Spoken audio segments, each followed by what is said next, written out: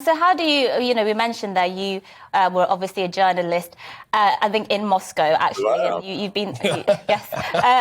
We've retired you. Yes, sorry. But Peter, what do you make of this situation now? What do you think is going to happen going forward?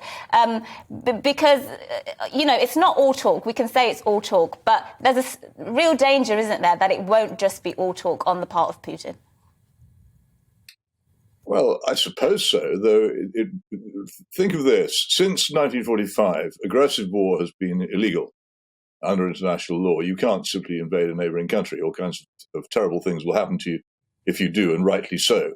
Though this rule doesn't apply to the United States, which is allowed to conduct aggressive wars when it feels like it. Everybody else is definitely subject to it, and Russia certainly is. So what would be the point in Putin invading Ukraine?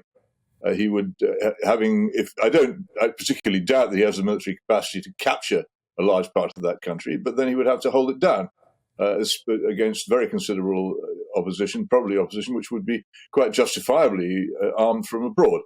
So years and years and years of guerrilla fighting and urban warfare. For what purpose? As my friend Mary Dejevsky, who was, like me, a Moscow correspondent, a much better one than I was back in the 90s, has pointed out in a very interesting article in Spiked Online, the last thing Russia needs is more territory. It's got plenty of territory. That's not its problem. The problem is defending the territory that it has against the various threats that are made against it. I mean, there's a very complicated diplomacy here, but it's very simply expressed by Zbigniew Brzezinski some time ago in a book called The Grand Chessboard. Whoever possesses Ukraine diplomatically in modern Europe pretty much controls that part of the world.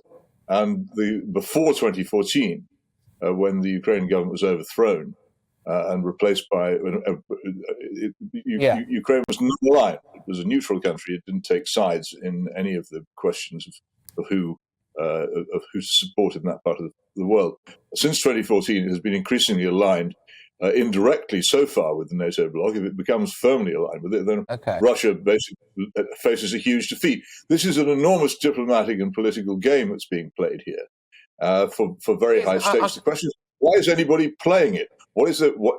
Everybody knows, who has any sense at all, that Russia exists. It is a country, a state, an economy. It has military power. It has interests. Why do people so constantly ignore those interests and treat them as if Russia doesn't count as a modern nation and as a pariah state? This is the way to war. But I think if Putin declared war on Ukraine and invaded it, he would establish beyond doubt that he was clinically insane. It would be a mad thing to do. It would do Russia nothing but harm and would lead to his own overthrow. Yeah.